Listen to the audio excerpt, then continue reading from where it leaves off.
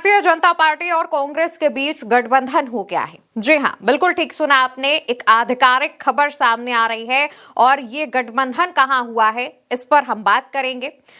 आपने सुना है, हर बार कई मंचों से भारतीय जनता पार्टी कांग्रेस मुक्त भारत का नारा लगाती है, लेकिन ठाणे के अंबरनाथ नगर परिषद में खुद भाजपा कांग्रेस के साथ गठबंधन करने पर मजबूर हो गई है। भारतीय जनता पार्टी अपने सहयोगी शिंदे की शिवसेना को पछाड़ने के लिए कांग्रेस के साथ आ गई है।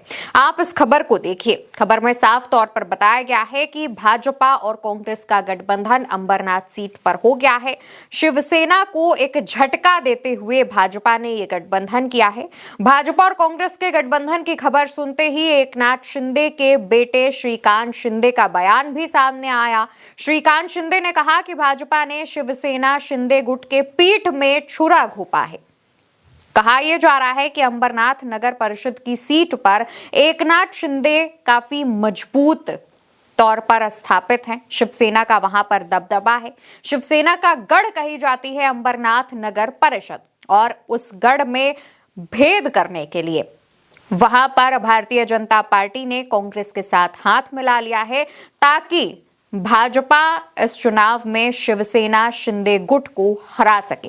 दोस्तों, महाराष्ट्र में नगर पालिकाओं के चुनाव होने हैं। 15 जनवरी को मतदान होगा, 16 को रिजल्ट सामने आ जाएगा, और इसको लेकर के कई सीटों पर भाजपा शिवसेना शिंदे गुट के साथ गठबंधन करके अजीत पवार के खिलाफ लड़ रही है, तो कई सीटों पर अजीत पवार के साथ भाजपा गठबंधन करके शिवसेना के खिलाफ लड़ रही है। और अब तो हद ही हो गई, भाजपा कांग्रेस के साथ आ गई है ताकि शिवसेना शिंदे गुट को हराया जा सके। मीडिया रिपोर्ट्स में चर्चाएं चल रही हैं कि भाजपा ने शिवसेना के शिंदे गुट को सत्ता से दूर रखने के लिए कांग्रेस के साथ सत्ता का रास्ता चुना है। इस गठबंधन को अंबरनाथ विकास अघाड़ी नाम दिया गया है, यानी कि एक महाविकास अघाड़ी है जो कि गठबंधन है, विपक्ष का एक गठबंधन का नाम है महाविकास अघाड़ी। लेकिन भाजपा जब कांग्रेस के साथ आई तो भाजपा ने इसको अंबरनाथ विकास अघाड़ी का नाम दिया। इस घटनाक्रम से शिंदे समूह में भारी असंतोष है। शिवसेना शिंदे समूह ने भाजपा पर तीखा हमला करते हुए इस गठबंधन को अभद्र युति गठबंधन बताया है, यानी कि अब भाजपा और शिंदे एक दूसरे के आमने सामने हैं।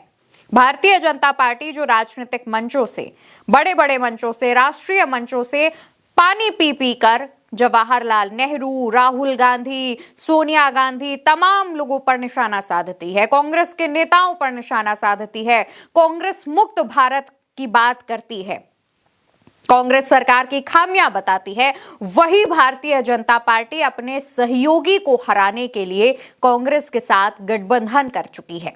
चर्चाएं चल रही हैं। इसके अलावा तमाम मीडिया चैनलों के हवाले से ये खबर हम आप तक पहुंचा रहे हैं। यहां तक कि एक बड़े चैनल ने भी इस हेडलाइन को चलाया है, साफ तौर पर बताया है कि कांग्रेस और भाजपा का गठबंधन हो गया है। लेकिन दोस्तों, आपको क्या लगता है कि कांग्रेस इतनी आसानी से भाजपा के साथ गठबंधन करेगी सिर्फ एक नगर परिषद का चुनाव जीतने के लिए? भाजपा के मंसूबे को क्या कांग्रेस नहीं जानती है?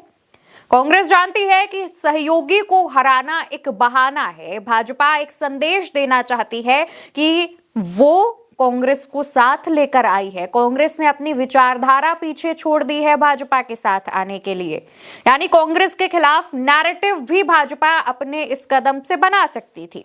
यही वजह है कि खबर यह भी सामने आई कि गठबंधन की ये जितनी खबरें थी वो पूरी तरीके से अफवाह थी।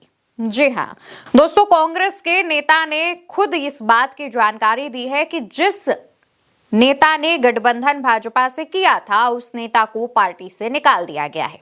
यानी कि गठबंधन हुआ था, कांग्रेस के जो छोटे लेवल के नेता हैं उनकी तरफ से ये गठबंधन किया गया था, लेकिन कांग्रेस ने इस मामले पर सख्त एक्शन लेते हुए उन पर पार्टी विरोधी गतिविधियों में शामिल होने का आरोप लगाते हुए पार्टी लाइन से हटकर काम करने के चलते उन्हें निकाल दिया है। मराठी में एक लेटर भी कांग्रेस ने जारी किया है। खबरें भी सामने आ गई हैं, आप इन खबरों को देखिए, जहां पर साफ बताया गया है कि भाजपा और कांग्रेस का गठबंधन कराने वाले नेता को पार्टी ने बाहर कर दिया है। दरअसल कांग्रेस अपनी विचारधारा से कभी भी अलग हटकर काम नहीं करना चाहती है। कांग्रेस कभी भी यह संदेश नहीं देना चाहती है कि वो और भाजपा सेम लाइन पर हैं। कांग्रेस ने इसी मामले पर एक्शन लेते हुए अपने उस नेता को पार्टी से बाहर कर दिया है जिस नेता ने भाजपा के साथ गठबंधन किया था। कांग्रेस के मुताबिक उस नेता ने गठबंधन किया, लेकिन इसकी जानकारी शीर्ष नेतृत्व को नहीं दी। इसकी जानकारी कांग्रेस को तमाम मीडिया चैनलों के हवाले से हुई, जिसके बाद जब इसका पता चला तो उस नेता पर एक्शन लेते हुए कांग्रेस ने उसे बाहर का रास्ता दिखा दिया है।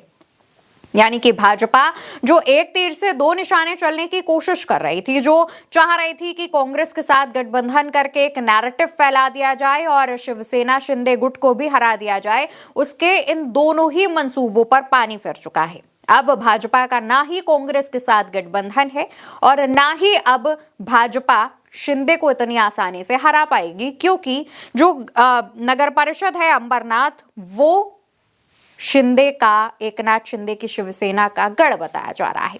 बताते चले कि महाराष्ट्र कांग्रेस ने उन सभी नेताओं को निलंबित कर दिया है, निकाल दिया है, जिन्होंने भाजपा के साथ गठबंधन करने पर सहमति जताई थी और जिनके कहने के हामी भरने के बाद भाजपा और कांग्रेस का गठबंधन हुआ था। इससे पहले खबर यह भी सामने आई थी कि भाजपा और AIMIM यानी असदुद्दीन ओवैसी की पार्टी ने भी गठबंधन किया है। हालांकि इन खबरों को देवेंद्र फडणवीस ने एक झूठी अफवाह करार दिया था।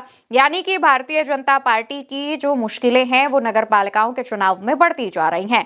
इससे पहले अजीत पवार अपने चाचा शरद पवार के साथ कई नगर पालिकाओं के चुनाव में गठबंधन कर चुके हैं, जिसमें पुणे और पिंपरी चिचवड़ की नगर पालिकाएं हैं। कहा जा रहा है कि ये एनसीपी का गढ़ बताया जाता है और एनसीपी का गढ़ कहीं भाजपा के कब्जे में न चला जाए, इस वजह से अजीत पवार और शरद पवार एक साथ आ गए हैं। हालांकि ये महज नगर निकाय या नगर पालिकाओं के चुनाव में महायुति में जरूर आपको टूट देखने को मिलेगी, क्योंकि इन चुनावों के दौरान भाजपा और उसके जो सहयोगी हैं वो ना सिर्फ एक दूसरे के आमने सामने हैं, बल्कि लगातार आरोप भी लगा रहे हैं। अजीत पवार ने भी बीते दिनों यहां तक कह दिया था कि जिन लोगों ने मुझ पर 70,000 करोड़ रुपए का आरोप लगाया, आज मैं उन्हीं के साथ सरकार में हूं।